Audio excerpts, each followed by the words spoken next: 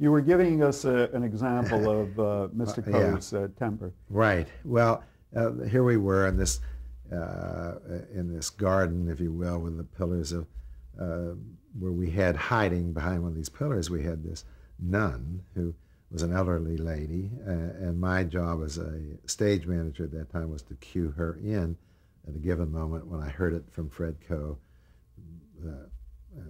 So I had problems with her in the rehearsal, and the last thing I told her when we were on the air, another scene was going on a few yards away, and I walked over to her. I had her right behind the pillar, and I said, "Now, do not take your eye off of me. I'm going to back up. Watch me now. Come on. Don't take your eye." And I slowly got back out of the camera's way back out there.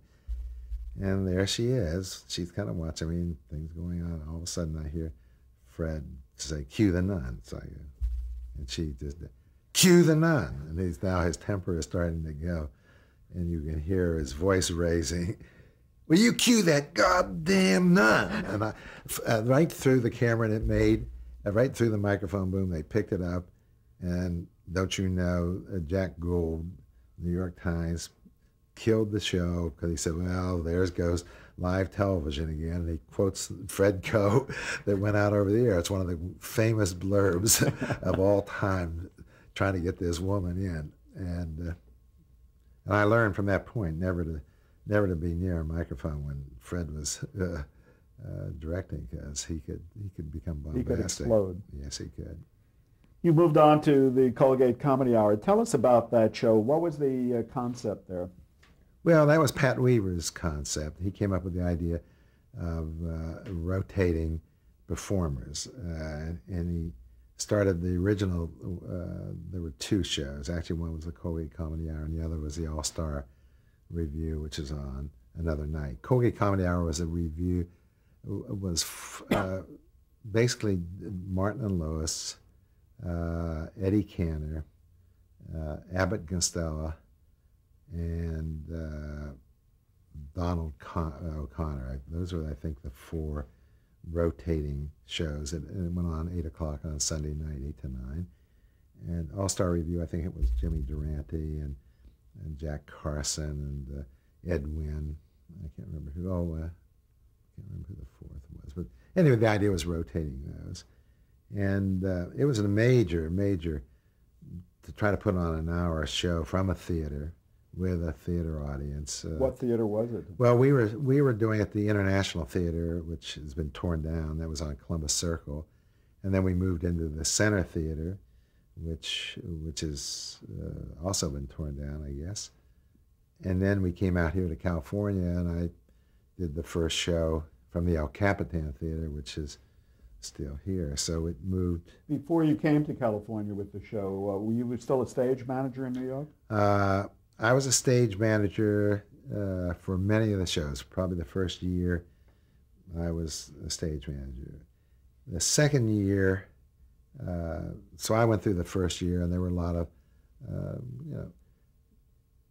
interesting experiences that happened that first year, because to try to do a show that large and change scenery, which we had to go many times from a full stage to a full stage with a minute commercial, was total bedlam on stage. I had never in my life ever.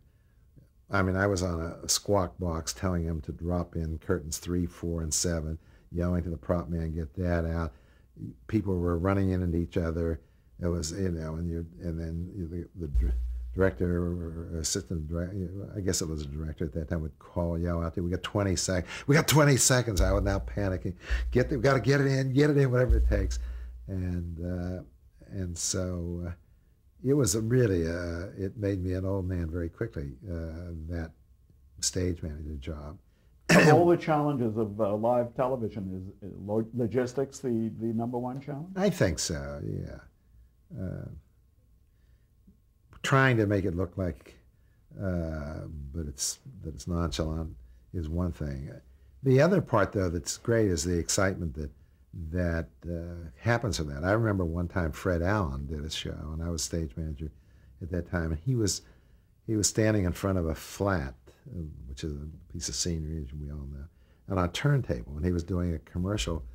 It was sponsored Colgate Company by Colgate Company, obviously, and he had the Halo shampoo bottle, and he was holding this bottle up, doing Halo shampoo, and for some reason, because I never cued it, the turntable started to go, and he's talking. As he's talking, he's rotating out of sight of the camera because the flat's coming right in front.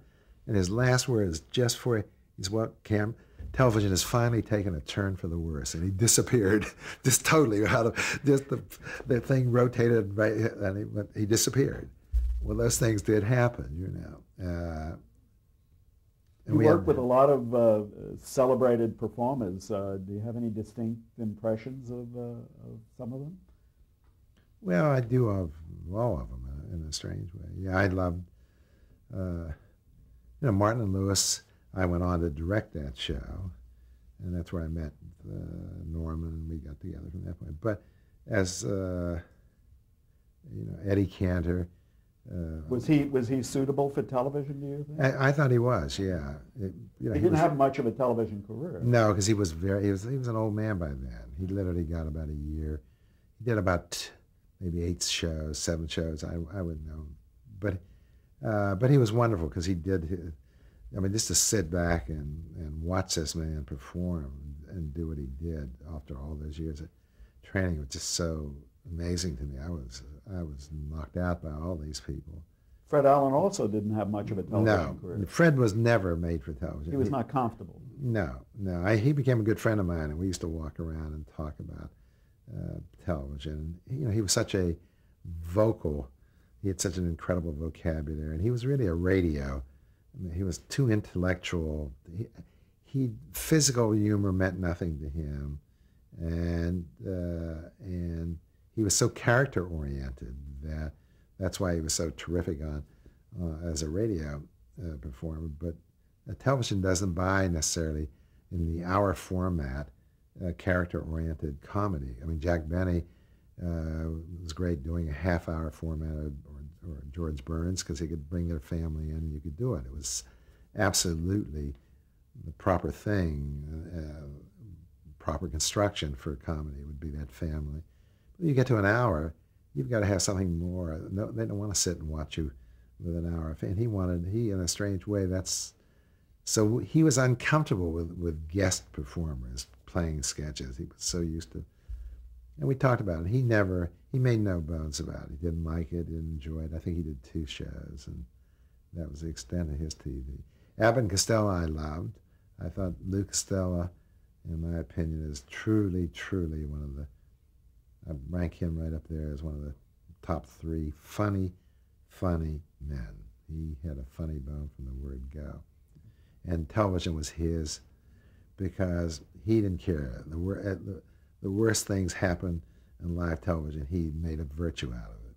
He could always come up with a great ad lib. He could always do a physical piece. This came out of his burlesque background. Yeah, it's exactly what it did. Right. And then Jerry Lewis on the very first Martin Lewis. I was a stage manager on the first Dean and Jerry show. They came from California. Everybody was waiting for Martin Lewis. That's Lewis. Where they made their reputation on that show, didn't they? Yes, they did. And they come up short. They were about 3 minutes short. Jerry Lewis had said good night and walked off, and the director is screaming in my ear, "Get him back on. We got 2 more minutes. Tell him we got 2 more minutes to kill." So I was standing with Jerry, and I said, "We've got, you got to go back out and kill. We got 2 more minutes." So he said, "Great." He's standing right there, and he grabbed the fire hose at the El Capitan Theater, and the wonderful asbestos curtain had come down. The asbestos curtain, as you know, in the old days, all theaters in New York had them. They were 40, 50 years old, mosaic, handmade, whatever it was. He grabs the hose, turns it, runs out, and he said, "Well, good evening. Tonight we have a show." And as he was talking, the pressure of the hose came up, and the next thing I know, he blew out 2 cameras right away with the hose. Went right into 2 cameras, and they went off the air. It got away from him. He tore up the whole curtain. The asbestos curtain was just ruined. The band behind it was sitting. The guys were ducking to get their instruments and everything out of the way. Until we could get the thing turned off on the side, he'd had about a minute of having I think there was one camera out of the 4 left. It was in the pit, didn't get blown out. Greatest reviews. They forgot about everything in the first show, but the ending. The New York Times, I'll never forget, wrote, they said the genius of Jerry, a true chaplain, could come out and come up with this brilliant thing. You know, all it was this fire hose that got away from him, and it just caused total mayhem. So those kind of things. The joys of live television. Well, how did it come to be that you moved to the West Coast? Well, then believe it or not, Jim Jordan, who I think is still alive, Jim Jordan Jr., his father was, you know, Fabergé and Molly. He was directing Eddie Cantor, and he came from the West Coast. He was a director, one of the first that ever, I guess, grew up with television out here. And he wasn't, he just had not enough experience to be able to go in and do a live show, what it took to control that in the booth. And so they asked me if I wanted to go in and be an associate director, sit there and help him in the booth. This would be the step up from stage manager. Yeah, from stage. And that's how I left stage managing. And so I said, yeah, sure, I'd love to. And I did. Went in and I tried to help Jim conquer 4-camera live television, because you're talking about, you know, sometimes 250 camera shots in an hour, and with everything else going on. So you really had to have a skill to be able to take that from the stage and put it on in front of the camera. Seems to me live television was meant for young people, not for even middle-aged people. No, I think that's right. Definitely. There were guys like myself that I was so young, nothing bothered me. So I became the associate director, if that's a word. When Colgate decided to move to California, they then asked various people if they wanted to come out with the thing, and they didn't have to stay here, because who knew how. And I really saw the future of television coming to California. I pinned that one right. So there I was in New York with finally an apartment that I could not be ashamed of. You did not have a family yet? No, I was well ensconced in New York. I had a lot of dear friends, and I loved New York. New York to me was, but I knew in my heart, I said, if I'm ever going to get a break, I better go west, because I had talked enough of these performers that I knew they were not going to come back east the day the coaxial cable was invented. The minute I heard that the coaxial cable was invented, I said they're doomed in New York, because Lucille Ball does not want to come back. She likes her swimming pool. Dean Martin always complained about, God, no golf here in New York, you know. And my instinct said, head west if you want to deal with these guys. And as a matter of fact, the night before we came out to do this Colgate Comedy Hour. And please put it in a time frame for us. I think that was 1951 or 2. I'm not sure. It could be 52. That night, though, I do distinctly remember I threw a party at my apartment, because I didn't care if we trashed it, because I knew I was gone. And everybody came. Norman Lear was there, Sam Fuller, who was You had already met Norman Lear? Yeah, Norman was writing. He and Ed Simmons had come from the coast to write Martin and Lewis, and so he was living at the coast, but he came in and I met him when he was writing the show, and I was a stage manager on the show. So one night, this farewell party, we made up this song, when the transcontinental coaxial cable is laid. When the transcontinental coaxial cable was laid, we're made. Farewell to. So here comes the. We had a whole song which Norman and I have done several times as a duet, but it was about all of us going back you finally go on to the West Coast, got the coaxial cable was laid. And that's, you know, they didn't have satellites or anything. They had to lay a cable to shoot the picture all the way. And so I went out as the associate director out here. Had you been to the West Coast previously? No, only during the war, but never as far as a civilian. No, and I don't even think I ever spent a day in Hollywood. I do remember coming out here, and Arthur Penn and I stayed at the Hollywood Roosevelt Hotel together. Did you come by train? No, I think I flew. Yeah, not too many people flew those years. Well, yeah, you flew, but it was about an 8-hour flight. Yeah. But I remember Arthur Penn and I woke up, and it was Christmas, about a week or two before Christmas, and they had these metal Christmas trees on Hollywood Boulevard. We were staying, and boy, we went into total depression, the both of us. And I said, I got to get out. I said, forget the stars. I got to go back to New York. And Arthur did. Arthur stayed out too for a while. He did a few shows, and we both. I said, I don't know if I can make it out here. This is where. How do they celebrate Christmas like that? But that's what brought me out here. It was Colgate Comedy Hour. And where was that being produced? At what that was being produced at El Capitan Theater out here on Vine Street. Right. And at that time, once I got out here, I met a man by the name of Alan Hanley, who at that time was going to produce and direct the Dinah Shore Show. And so I went up to him and I said, you know, I think you need me because I'm really very facile in music, which I was. And so he said, great, you want to come, you want to work on the show? And I said, yeah. And I said, the only thing is I'm also working on the Colgate Comedy Hour. And he said, well, we're doing 3 shows a week, Monday, Wednesday, and Friday, Dinah. 15 minutes? 15 minutes, 7:45 7:30 to 7:40, or maybe 7. I think it was 7:45 to 8. It may well be. Did you come on right after the network news? It seems to me. Yeah, I think so. Right. Yeah. I think you're right.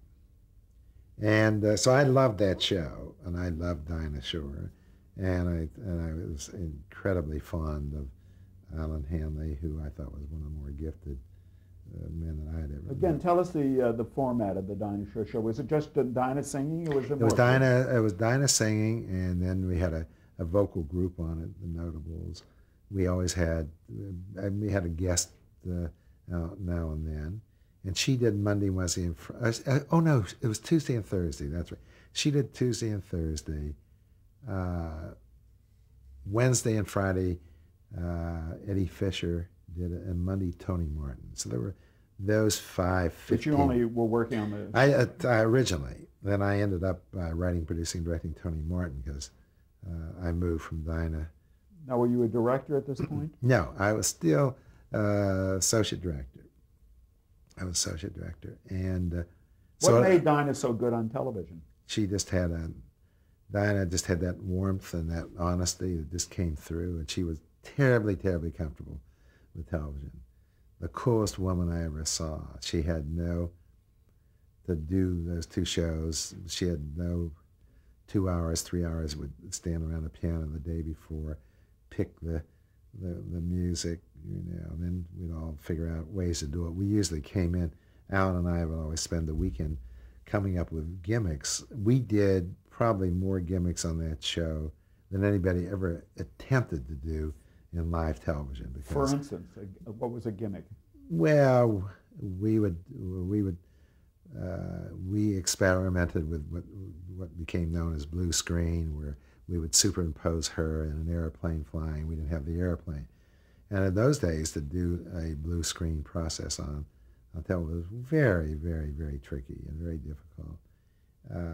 And it still wasn't even color yet because we hadn't gotten into, it was still black and white. We hadn't gotten into color until about a year later, or a year and a half later than that. And I don't know, we just tried. I wish I could remember some of the things, which I don't, but I just know that we tried more. We had live animals on the show. We had crocodiles and that we would tie down and do. Each show a magnificent little gem. It was a big production. Chevrolet. If you were doing 15 minutes, it had to be very fast-paced and tight. Tight and fast. We did 4 numbers in 15 minutes, and they all were numbers that made Hit Parade look like a poor man's musical. That's how elaborate and exquisite we did. So I learned a great deal about from this man, working with him. And at the same time, I was working over at Colgate, because they only rehearsed. I could do the 2 Dinah shows and still do work Friday, Saturday, and Sunday on Colgate. And finally, my big break came when I think it was 52. It may have been 53 that they needed a director for Dean and Jerry. Excuse me. By this time, had you already also been working on the Tony Martin show? The one. No.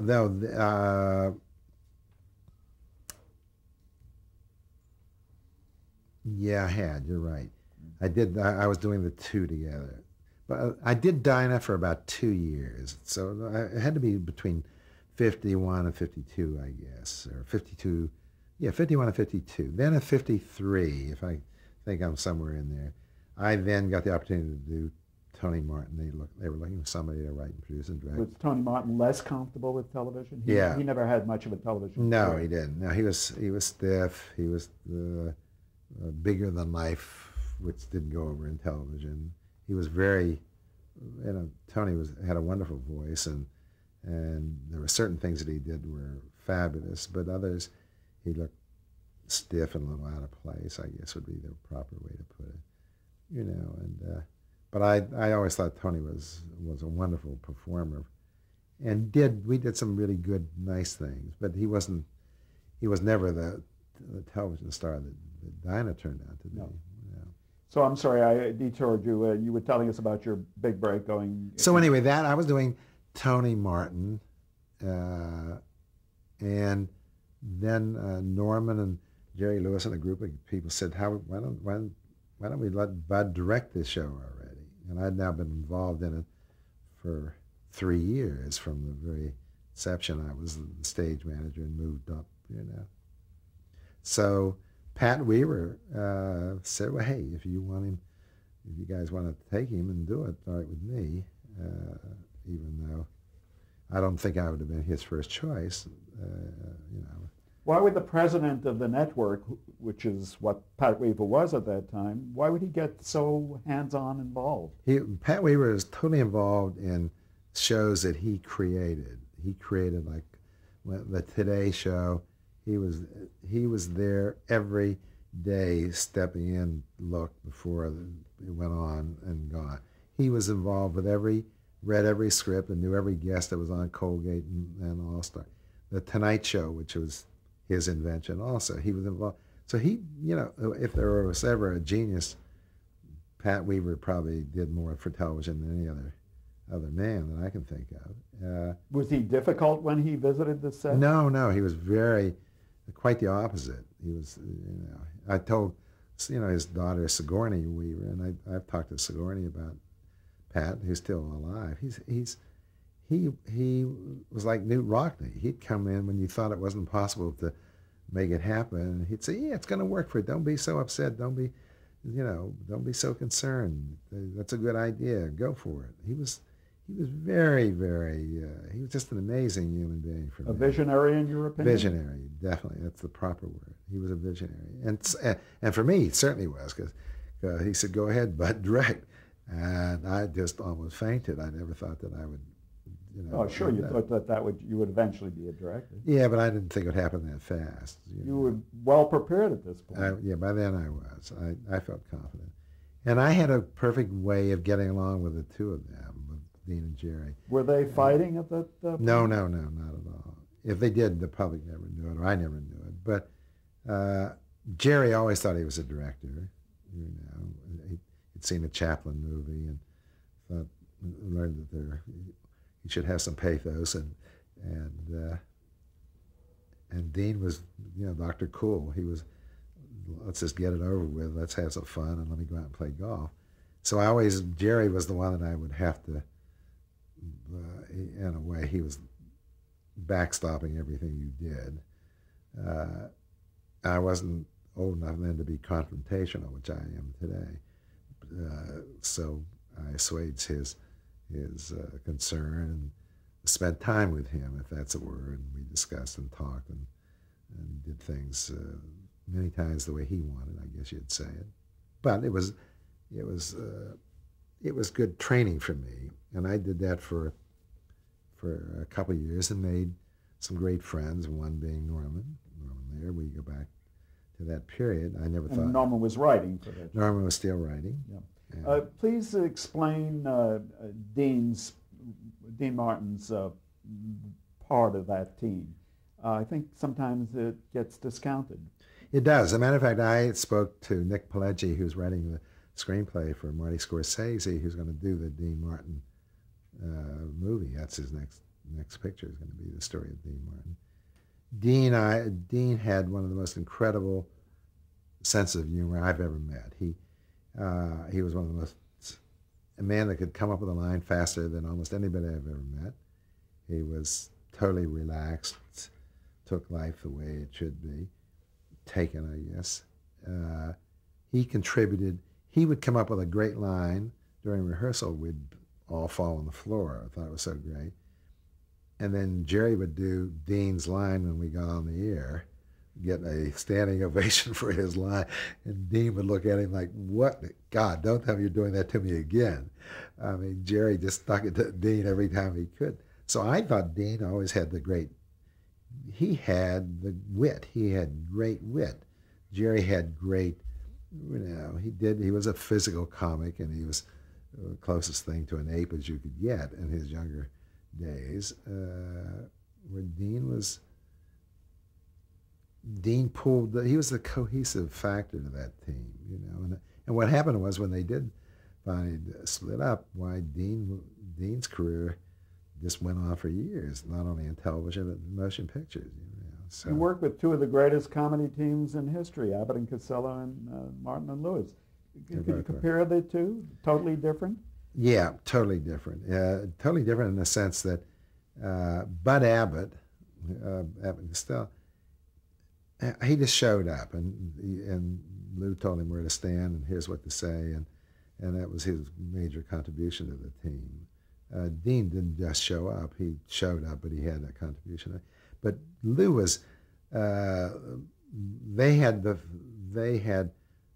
their routines, like Who's on First, was a classic one, a play on words. Martin and Lewis never had really a play on words. They had another relationship going, the little boy, the kind of the paternal father who grabbed him by the nostrils and think, come on, grow up now, is what in a strange way Dean was doing with Jerry. And I think the audience related to Jerry as being Peck's bad boy. Lou, on the other hand, the audience looked at it, and he was the Stan Laurel he had the pathos, yet he was enormously physical.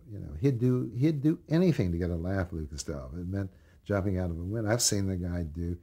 I showed it. Let me fall through that and throw it. And then you'd say, "Wait a minute, Lou, you get killed." Well, it's all right. That won't hurt me. And he would do anything if he thought it would get a laugh. Jerry, to a certain extent, would do that too. In his earlier days, I think that's why his back, he used to do so many pratfalls and the back finally went out. Lou Costello died at a relatively young age. Do you think his career could have gone on to an older period? I think it could have. Yeah, it was. It was very sad that he died so early. I mean, it was. We have to stop here for a change of tape. Sorry.